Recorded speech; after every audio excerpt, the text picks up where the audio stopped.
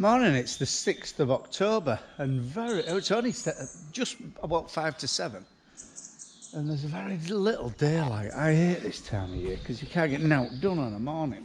Well, you can, but you're in darkness. But yeah, we're a few weeks off changing clocks and all. So drilling, we've got 40 acre of wheat to put in, which hopefully end a week because it's fair week weather-wise for drying because it's quite moist at the minute. And then we've got beet land. When we start taking beet up, I don't know. It's still very, very mild, so it ain't gonna keep very well in heat. But I am going to ring round a few people and see what's what and whether there's any trade at the moment and whether I can get someone to come and lift 4 acre for me. But we are still looking for our own harvester. A perfect little machine for us would be like our neighbours, a 3-row Tim. But no, still only on one. Well, we've got 1.5 loaders. We've got little class which we don't use much. We've still the Manitou down. Christ, they aren't fit for purpose. I mean, Frank's got the gearbox out of it, struggling to get bits. Well, struggling for labour and all, because Mark's off for a spell with a bad knee. But no, it showed us the parts, what came out of it, what the drivetrain, you know, like the drive, what the engine goes to drive everything. And Christ, it's like Mickey Mouse metal. How the bloody hell? It should have been 4 times as heavyweight. You know, it's like tin. Anyway, not fit for purpose, they're shite. Unless they've altered them, you know. Anyway, we'll go into that.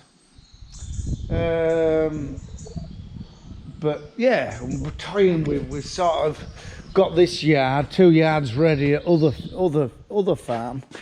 The main yard ready for bringing cattle in, but I don't know whether it's right decision now, because Christ, it's quite mild this morning, but it's getting wetter and wetter in the grasses and they're making more mess. But I don't know what to do for best really, whether to just bring them in. I mean, straws, we've got plenty of straw, but it's very valuable stuff, isn't it, you know, so any surplus wants to be sold.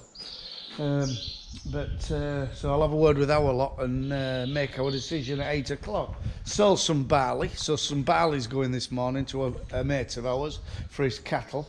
Shite price though, absolutely diabolical. It's like 1990s prices, £155 a tonne. Well, it's an insult, isn't it? I don't think we're really covering costs at that. But anyway, hey-ho.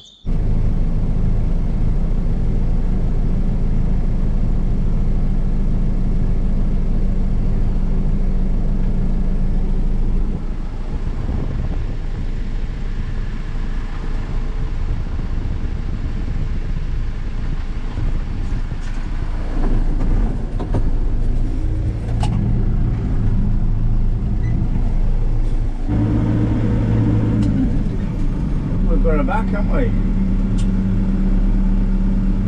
12 cuckoo, really. I mean, the noise was the gearbox, yeah, but we caught it in time, and anyway, took it to Frank's, and I just says, well, I remembered it, and I remembered something happened to me when I was very young.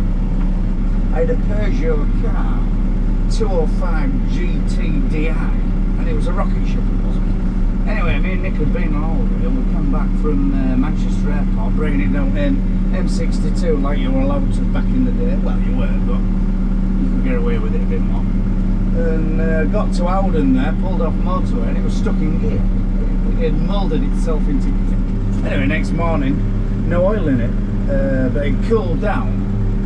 It released the gear and we filled it up, and it was never any bother after then. So I just said to some bloody Frank this morning, I says, just check that bloody spray for oil before you do out. And there was a mug in it, a mug full. Anyway, we put new oil in it, the noise has gone away, and well, I've just sprayed a 25 acre, and well, I drove it back from Frank's, which was, well, a good distance, and we seem to be cooking with gas, like, so lesson learned. Service your machines a bit better. But yeah, it's just annoying, bloody gearing, where you have to fold your booms up and back up for about 10 yards against the tellywag pole to finish the field. Bloody annoying, really.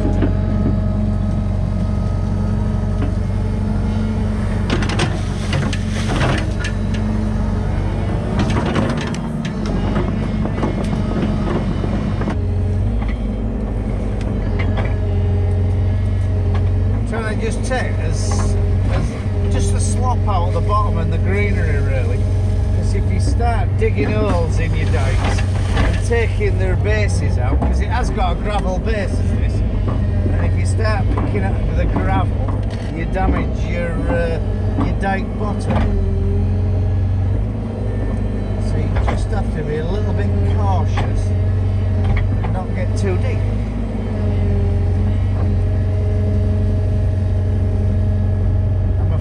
I'm having to sacrifice a few minnows and a few sticklebacks, and I try not to look too much, but years ago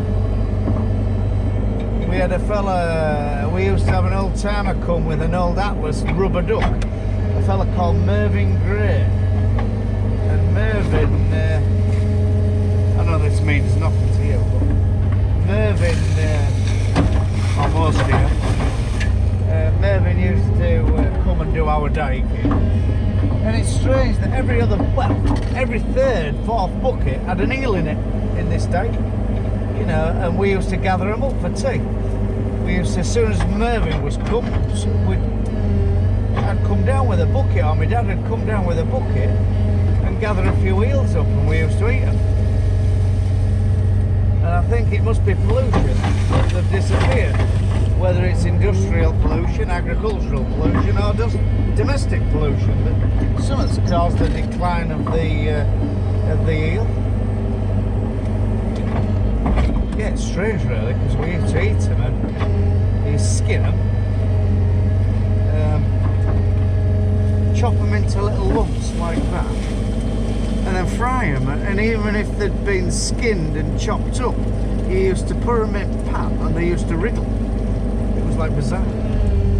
You know, if they've been, you know, what you thought they'd been totally dead for a while.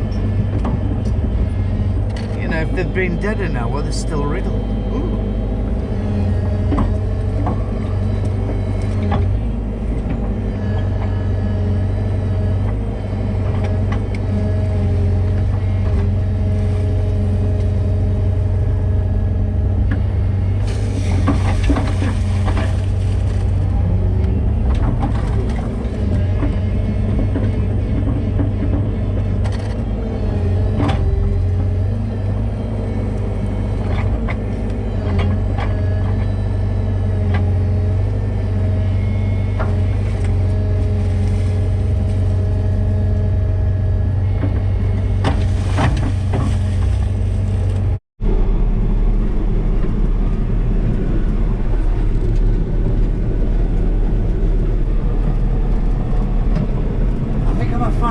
Drilling oilseed rape. We've got a few patches like that though. We had pressure with slugs on the rape to begin with. No flea beetle damage whatsoever. Anyway, the later drill stuff, Christ, the flea beetle are just at it. And I don't know, it's hard work growing oilseed rape, innit?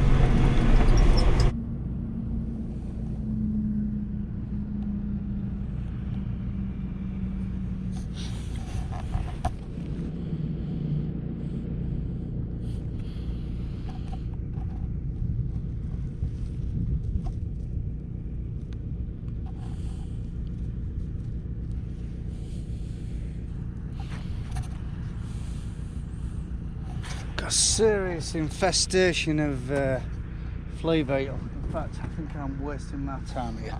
But if you don't try, the thing is with my sprayer being broke down and well, and weather, I think these little plants are doomed.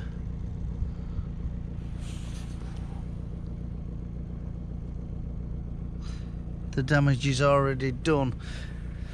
But it is quite a tight area in this side of the field. It looks worse from here than it does that side, so whether I come and put a bit of seed on, I don't know. Like, if every plant survives, to be fair, there would be a crop.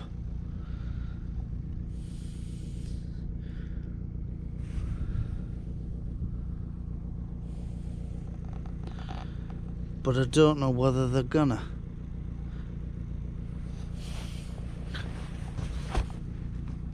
When I was folding up near the telegraph pole, I could see a few beetles on the floor, and I thought, I'll just investigate and show you lot. Oh, they've hammered it to death, haven't they? But whether this stuff I'm pouring on is going to do any good, I don't know. So time will tell. I don't think so.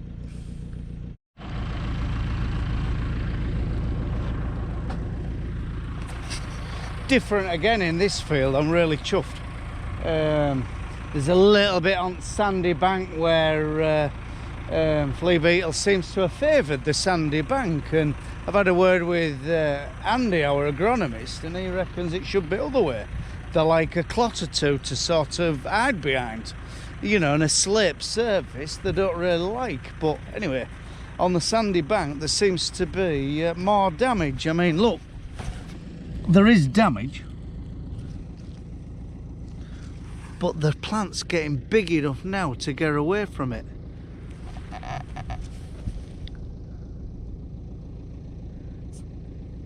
I just thought I saw one squirming then.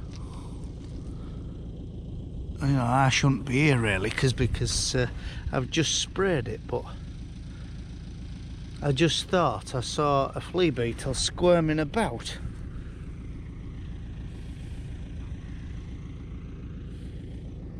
But no, I think this will survive. We also put a foliar feed in, you know, just to pep it up. Well, we put foliar feed in when we put Centurion Max on to get rid of all this barley. For two reasons really. We put it in for, well, obviously to feed the oilseed rape, and we reckon it peps the barley up to take the chemical in. We think the chemical works faster, and we're going to sort of experiment in the future with this stuff we use. It's called Bioplex. We've used it for, well, we're a little bit of a guinea pig in the area. Our agronomist got given some to try about 5 or 6 years ago, and we tried it, and it pepped some rank sand up, so you know it made hell of a difference. The stuff we use got manganese, boron, bit of foliar, a bit of nitrogen, so it's feeding it through the leaf, and it really does pep it up for the price of it. But like I said, we think it makes your enemy alive to take the chemical in what's going to kill it, if I'm making any sense. Yeah, Bioplex. To be fair, I have been approached by Bioplex, and to sort of plug it a little bit, but it is a good chemical. But price it is, we put it in a lot of applications, well, most applications, to be honest. You know, if the plant's still growing and it wants to be a healthy plant, doesn't it? So yeah, I'm quite pleased with that. And the company do loads of different stuff for different plants, from cereals to Tatey's maize, salad stuff, you know. I won't class them as chemicals, they're more, well, foliar feeds, nature in a can. There's a bit of nature in there and all, and we think it makes a world of difference, we really do. In fact, I'll put the company name and their details, and you can ring them up. They can't sell direct to you, but they can put you in touch with your local supplier.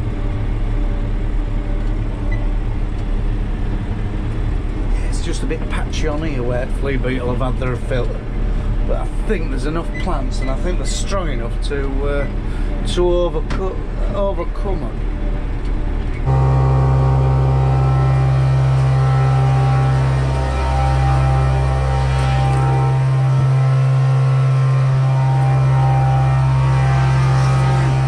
Got bloody yards at tip again.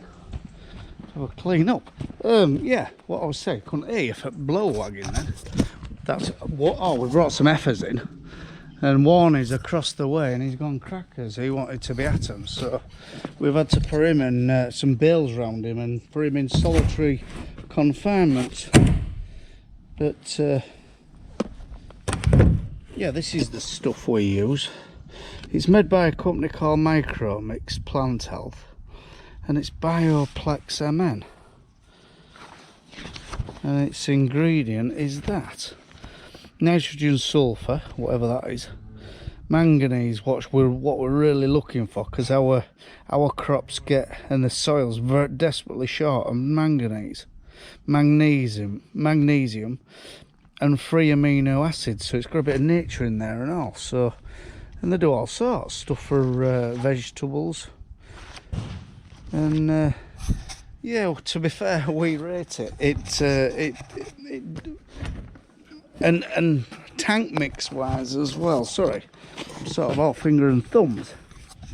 Tank mix wise, we used to use other products, and we didn't used to get reactions, but we used to get like bills, residue in bottom of tank, and on corners of pipes and one thing and another, and that's another reason why we like the biostimulant, the Bioplex, because it doesn't seem to cause any more problems in your tank. So anyway, right.